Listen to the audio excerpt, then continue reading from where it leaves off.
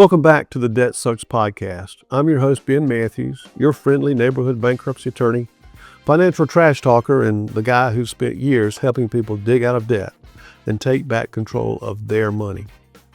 If you're new here, we do money talk a little differently. No shame, no lectures, just straight talk and strategies that actually work in real life. Today we're tackling a tough topic, one that not a lot of people want to discuss, and that's exactly why we have to talk about it. Because pretending it doesn't happen doesn't protect you when it does. I've sat across from clients going through it all. Divorce that ripped their finances in half, job losses that wiped out steady income overnight, medical emergencies that left them drowning in bills. These are the conversations people avoid because they're scary, uncomfortable, and heady. But here's the truth. People survive them. And I've seen firsthand how the right steps can turn a financial disaster into the beginning of a comeback story. So that's what we're doing today. I'm going to break down 6 practical moves you can take if life sideswipes you, whether it's divorce, job loss, or a health crisis. Straight talk, no shame, and definitely no legalese, because this isn't about fear. It's about having a plan when the unthinkable happens. Segment 1, face the financial reality. Step 1 is simple, but it's brutal. Face the financial reality. Do a brutally honest money breakdown just for yourself. This isn't the time for wishful thinking or ballpark guesses. Write it down. Every debt, every dollar of income, every monthly expense. Why? Because disasters, whether it's divorce, job loss, or health crisis, are already emotional. The last thing you want is to get hit with a surprise math test you didn't study for. Divorce example. You think your joint credit cards have a $3,000 balance, but when you pull the statement, it's $7,200. Suddenly, you're not just splitting up, you're splitting debt you didn't even know existed. A job loss example. You might assume unemployment benefits will cover the mortgage. Hey, but once you add utilities, groceries, gas, and insurance, you realize you're $600 short every month. That's reality you need to see on paper before you start making moves. Your health issue example is maybe you thought your insurance would cover everything, but the breakdown shows you've got $4,000 in deductibles and copays coming due. If you don't spot that early, it'll land on a credit card before you can blink. This exercise isn't about beating yourself up. It's about ripping off the blindfold. You can't make smart decisions in the dark. Once you see the full picture, you can start making a plan. What to cut, what to prioritize, and how to protect yourself moving forward. Segment 2, reset your goals. So step 2, reset your goals. When disaster hits, divorce, losing a job, a health crisis, it's not just about surviving the moment. It's about deciding what the next chapter looks like. That starts with creating a solo budget and redefining both your short-term and long-term priorities. So a divorce example. Maybe your old budget included a 2-income household, vacations, and joint savings goals. Now it's just you. Your short-term priority might be covering rent and childcare on one paycheck. Your long-term priority might shift from a big house in the suburbs to building a safety net and rebuilding your credit. That's not failure. It's a reset. A job loss example. If your income suddenly drops, your short-term priority is survival, food, shelter, utilities. That means cutting extras like streaming services, eating out, or shopping. But long-term, your goals can shift toward retraining, reskilling, or even starting the small business you've always dreamed about. Losing a job closes one door, but it might push you toward another path you wouldn't have taken otherwise. Health issue example. A medical crisis changes everything. Short-term, your budget has to account for copays, prescriptions, and maybe reduced work hours. Long-term, your goals might shift from maxing out investments to building a larger emergency fund, or even planning for part-time or remote work that keeps your health stable. The point is, this isn't just the end of one chapter, it's a chance to write the next one. Your goals don't have to look the same as before. They don't even have to look like anyone else's. They just have to fit your reality now and give you a direction to move toward tomorrow. Segment 3, secure the essentials. So step 3, secure the essentials. When life blows up, whether it's divorce, losing your job, or a medical crisis, you need to lock down the basics first. Think food, shelter, utilities, and access to your own money. That's your survival kit. So cash and bank access. In a divorce, make sure you have your own checking account and that your name is on an active bank card. I've seen people get cut off overnight because an angry spouse emptied the joint account. Suddenly, they can't even buy groceries. Don't let that be you. Important documents, birth certificates, social security cards, medical records, car titles. Keep copies somewhere safe. If you're dealing with a health crisis, having paperwork in one place makes it easier to handle insurance, doctors, and bills without scrambling. Hey, change your online passwords. Shared logins can get messy in a split. Even outside of divorce, if you've lost your job, you don't want old coworkers accessing personal emails. Or if you've been hacked, you need to slam those doors shut. Protect your paycheck. If you're still working, make sure your direct deposit is going to an account you control. I've seen people in divorce cases where paychecks kept going into joint accounts and poof, money vanished. In a job loss, if you're switching to unemployment or disability benefits, make sure that money is landing in a safe, active account. And here's the mindset shift. Food, shelter, and keeping the lights on matter more than the China collection, the golf clubs, or the Peloton subscription. Essentials keep you moving forward. Everything else can wait. Segment 4, make a debt plan. Step 4, make a debt plan.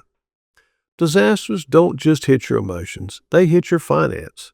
And debt is usually the first thing to feel heavier when life goes sideways. Here's what that looks like in different scenarios. Divorce example.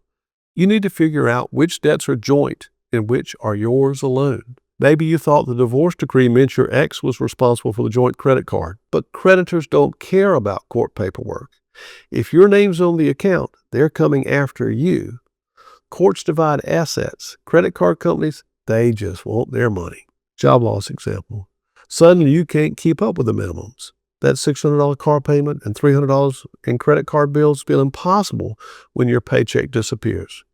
This is where you've got to step back and make a survival budget and decide which debts to attack first when the income starts flowing again. Health crisis example.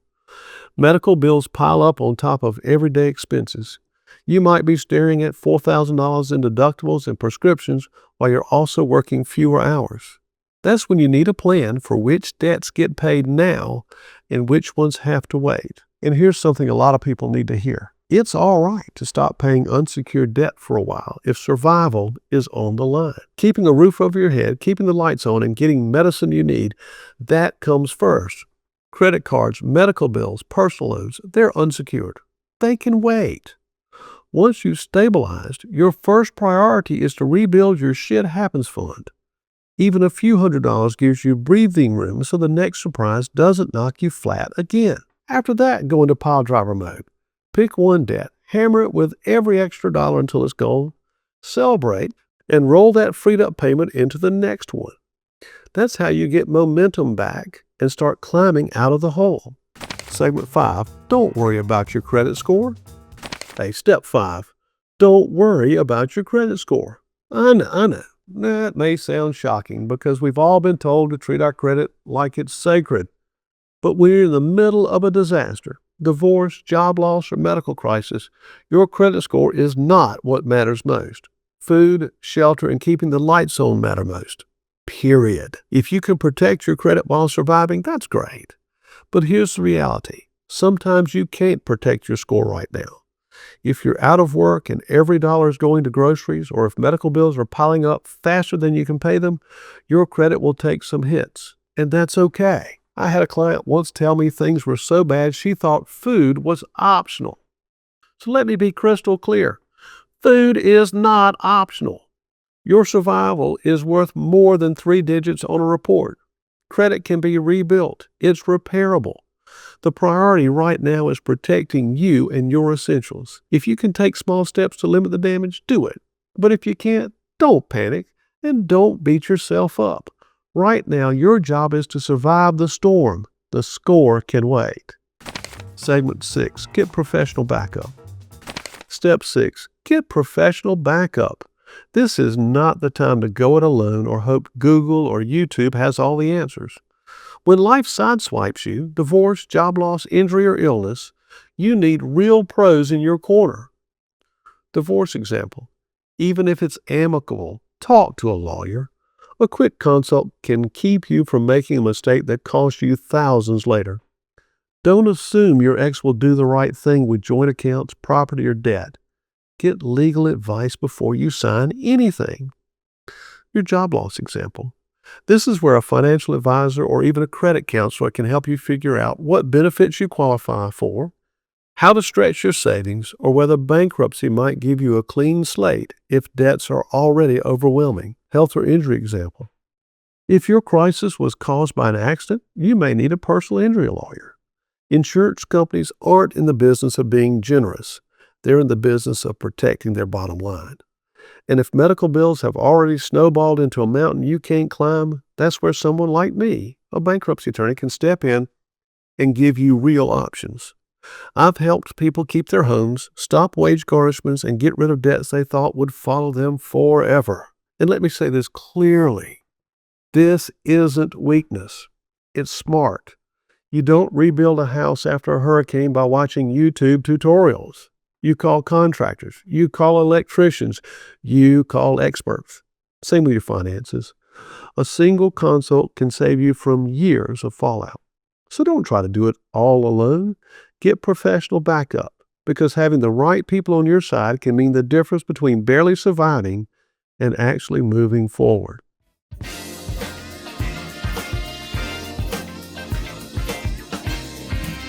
Hey, let's get real for a sec. The Debt Sucks plan, it's awesome. It works, but not everyone has the time or the patience to chip away at their financial Mount Everest. Maybe you're drowning right now, like creditors calling your grandma, paycheck gone before it lands, sleepless nights counted drowning. Sound familiar? Listen, you don't have to white-knuckle your way through this alone.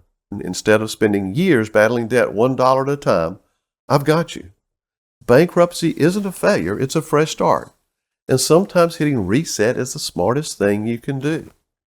At my law firm here in South Carolina, we take the time to listen to your story and help you figure out if bankruptcy is the right choice for you. No pressure, no judgment, just straight answers and real solutions. And if you don't live in South Carolina, don't worry. I can connect you with a trusted attorney in your state. Wherever you are, help is closer than you think. So if you're ready to stop the stress and start fresh, visit debtsucks.info to share a little about your situation or call my office for a free consultation. Let's find your path forward together, because sometimes you don't need a plan, you need a damn lifeline. Let me be that lifeline. Divorce, job loss, health crises. These are the things we all hope never happen to us or anyone we care about. But the truth is, they happen every single day. And too often, nobody wants to talk about the money side of it. That silence leaves people scared, unprepared, and thinking they're alone. That's why I wanted to have this conversation, because someone needs to. I've sat across from people who thought they'd never recover, and I've seen them come out the other side stronger. You can survive these disasters, and you can rebuild smarter and more secure and more free than you've ever been. Start with these 6 steps, and you'll have more than just survival. You'll have a plan. Your action steps this week: start or add to your Shit Happens Fund. Even $50 gets you more prepared if disaster strikes. Do your own brutally honest money breakdown. Face the numbers, even if it's hard. Share your progress or story with the community using #DisasterPlan. And if this episode helped you, or if you know someone who needs to hear it, please do me a favor. Like, subscribe, review, and share the podcast. That's how we grow this community and how we make sure more people know they're not alone when life throws them a curveball. Because listen, adulting is hard. Debt makes it harder. And disasters like divorce, that's next level. But with the right plan, you can come out the other side debt-free, stress-free, and ready for what's next.